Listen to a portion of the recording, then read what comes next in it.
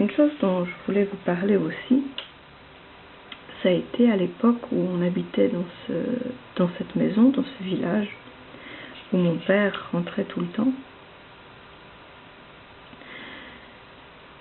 Voilà, à quel moment vraiment, à quel moment j'ai pris conscience de l'ampleur des mensonges et de la manipulation et des magouilles de mon père. Ben, ça a été évidemment crescendo au fur et à mesure des 4 ans, mais ça a vraiment été quand j'ai pu emménager dans cette maison avec mon ami, que j'ai pu sortir de là. Moi je me disais, ok, là il va me laisser tranquille, vu que j'avais pas encore ces souvenirs de viol. Je me disais juste, ok, c'est mon père, il veut pas me lâcher parce qu'il a l'habitude de... Voilà, mais là il va me lâcher. Et comme ce n'est absolument pas ce qui s'est passé, et qu'il a fait tout et n'importe quoi pour que je parte de là-bas, il a discrédité mon ami de toutes les manières possibles. Après il me disait, oh mais si ça pose problème, t'as qu'à revenir habiter chez moi et je payerai le loyer pour cet endroit, même si tu n'y habites pas, au moins tu seras tranquille à la maison. Alors que moi j'étais très bien avec mon ami dans cette maison, j'étais heureuse. Mais il faisait tout pour m'enlever de ce chemin que j'étais en train d'emprunter. Et il y a par exemple, je me rappelle de cette fois-là, il y a eu 2 moments où là ça a été un gros clash dans ma vie, à ce moment-là, avant les souvenirs, parce que là ça a été Armageddon. Mais ça a été cette fois, il avait une voiture, on avait un 4x4 qui était, d'ailleurs c'était compliqué parce qu'il était au nom de mon frère, mais c'était mon père qui le conduisait et il me le mettait à disposition pour les chevaux. Et finalement, comme mon ami n'avait pas de voiture, c'est lui qui conduisait le 4x4 et moi j'avais ma voiture. Et on avait convenu comme ça. Et moi j'avais réussi, comme mon père il manipulait tout le temps, j'avais réussi quand même, grâce... en fait je l'ai pris à son jeu et j'ai réussi à obtenir de lui qu'il prête la voiture à Mike. Oui, j'ai dit, mais oui, Mike. Où est-ce que j'ai appelé? Attendez, pas que vous me perdiez. Oui, lui c'est Mike. Et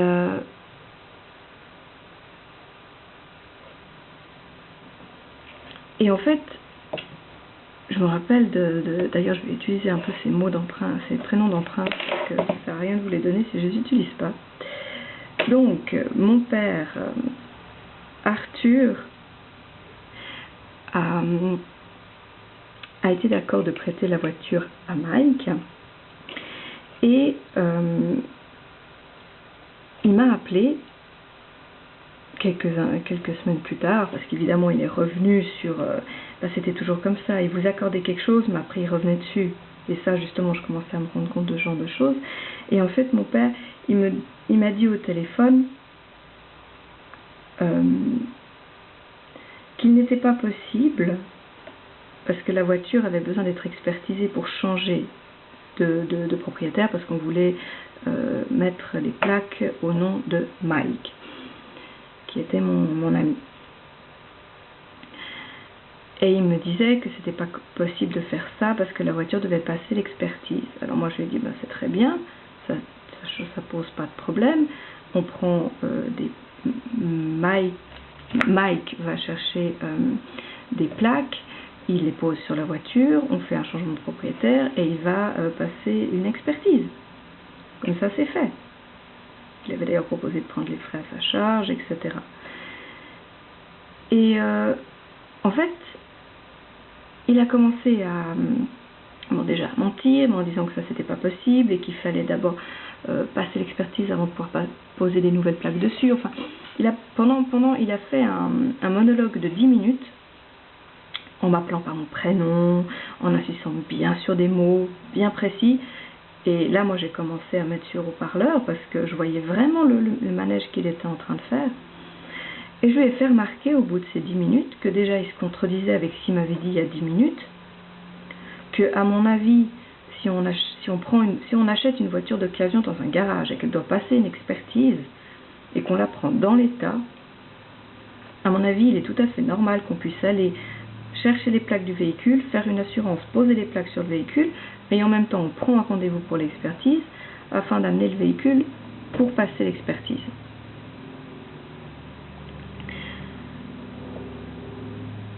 Et quand je lui ai dit ça, il est parti dans une colère en disant que j'étais insolente, que j'étais ingrate, que lui tout ce qu'il voulait c'était nous aider avec cette voiture et que moi tout ce que je voulais c'était lui poser des problèmes. Enfin voilà, encore une fois, il se fait passer pour une victime et moi j'étais la méchante.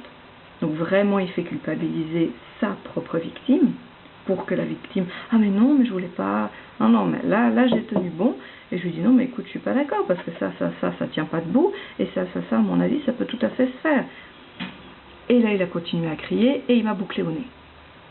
Et ça, c'est typique du manipulateur pervers. Dès qu'il voit qu'il perd le contrôle, il va provoquer une dispute ou couper au nez ou couper court à la conversation, mais à aucun moment il aurait la présence d'esprit ou l'intelligence de dire « Ah, mais alors excuse-moi, je me suis mal fait comprendre. » Okay. Non, ils vont. Vraiment, ça, lui, c'était assez basique. Hein. Dès que vous n'étiez pas d'accord, il provoquait une dispute ou il faisait semblant d'avoir un malaise cardiaque ou alors il y avait toujours quelque chose pour attirer l'attention sur autre chose. Il est très doué pour ça. Et là, je me rappelle que j'avais regardé mon ami et j'étais mais alors ça, pour moi, c'était magnifique. C'était vraiment la vérité qui venait d'exploser en plein jour. C'était superbe pour moi. Et en fait, quelques temps après, ça s'est déroulé au bout du 3e mois à peu près. Et ce qui a été génial, c'est que, ça a été horrible, mais quelques temps après, alors que Mike prenait cette voiture pour aller au village d'à côté, la voiture était en bon état, entre guillemets, les services avaient été faits régulièrement, etc. Il fallait juste passer une expertise. Le radiateur lui a, comme par enchantement, explosé à la figure. Il s'est retrouvé sur une route cantonale à bonne vitesse, et tout d'un coup, tout le pare-brise est devenu blanc opaque. Personnellement, si moi j'avais conduit le véhicule, je ne suis pas sûre que je serais restée sur la route avec un choc comme ça. Mais comme évidemment je ne prenais jamais ce véhicule, c'est mon ami qui était dedans et grâce à Dieu, il est resté sur la route et il a pu arrêter la voiture sur le bas-côté. Alors, voilà, donc il a bien été d'accord de nous mettre la voiture au nom de mon ami. Finalement, après, il n'est plus d'accord, il trouve une magouille pour finalement pas donner, parce que ce genre de personne ne donne rien. Et après, comme il voit que ça ne fonctionne pas, pouf, le véhicule qui devient hors service. Parce que alors là, les frais engendrés par des dégâts pareils étaient beaucoup trop élevés. Et moi, après la voiture, je la lui ai rendue et débrouille-toi. Et en fait, à cette même période, là par contre, j'ai vraiment commencé à avoir peur. C'est d'ailleurs ces moments qu'il est venu la nuit pour déposer des choses dans ma voiture. Mais là, ça a été vraiment... C'était avant que je lui donne l'interdiction de me rappeler. On était avec mon ami dans la chambre à coucher, et on se baladait de la chambre à coucher au salon et on discutait. Et il me dit justement qu'il n'était pas bien, qu'il avait la gorge qui lui faisait mal et qu'il allait appeler notre médecin pour prendre rendez-vous. Parce qu'il voulait juste vérifier, prendre 2-3 médicaments pour pas vraiment avoir quelque chose de grave et pour surveiller l'évolution, par exemple, de sa guérison vis-à-vis de sa pneumonie aiguë qu'il a eue. Et en fait, on parlait de ça. Et à peu près 10 à 15 minutes après, j'ai eu un téléphone avec mon père et ils m'ont parlé de diverses choses. Et je faisais très très attention à ce qu'il me disait à cette période-là, suite au téléphone à propos du 4x4.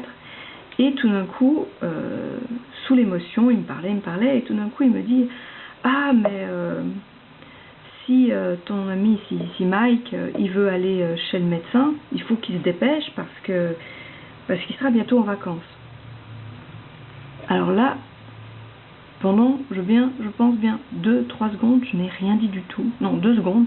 Et après, je me suis vite reprise et j'ai parlé « Ah, mais tatata » et j'ai enchaîné. Mais intérieurement, j'étais tout à fait consciente du fait qu'il avait fait une bourde. Et lui, il était conscient d'avoir fait une bourde parce que pendant un moment, il n'a plus rien dit. Et après, il a recommencé tout bizarre. Et après, à la fin du téléphone, je suis allée vers mon ami, j'ai fait « Mais tu vas pas le croire, il est au courant. Il est au courant qu'il y a 2 secondes, il y a 10 minutes, tu m'as dit que tu voulais aller chez le médecin. » Et là, en fait, moi, j'ai pris tout à fait conscience du fait que oui, effectivement, il avait mis des micros chez nous. Et je disais, mais c'est pas possible. Et alors, évidemment, on avait plusieurs fois rigolé sur le fait qu'il avait certainement mis des micros, mais sur le plan de la plaisanterie. Parce qu'évidemment, il était souvent au courant de certaines choses où moi, je me disais, oh, mais j'ai dû le dire sans me faire attention. Et finalement, pas du tout. Je me suis rendu compte à cet instant-là que c'était lui qui obtenait ces informations d'une autre manière. Et quand j'en ai parlé à mon ami, c'est là qu'il me dit, oh, mais tu sais, ton père, il m'a déjà fait la super blague du fait que quand on faisait l'amour, fallait pas trop bouger le lit parce que sinon la caméra, elle bougeait trop et lui voyait rien.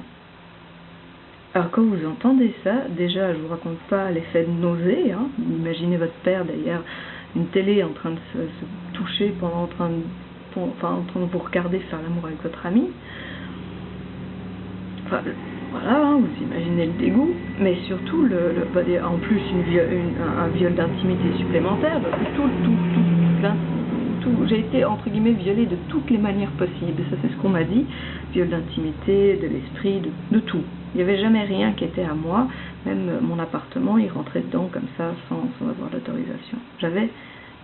On n'a respecté aucune de mes frontières personnelles, 0.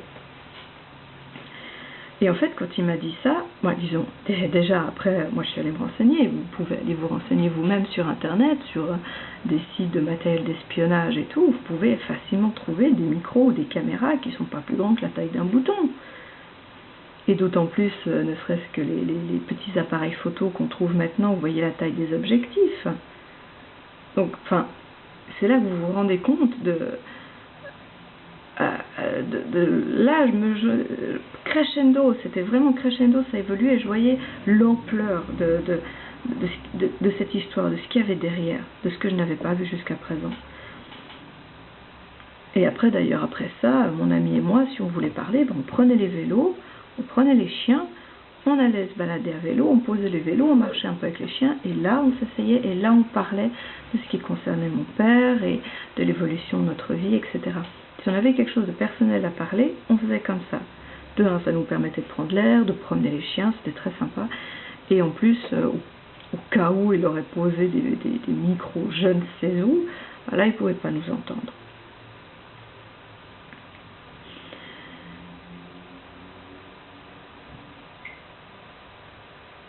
Et oui, enfin moi, ce que je voulais dire aussi, c'est que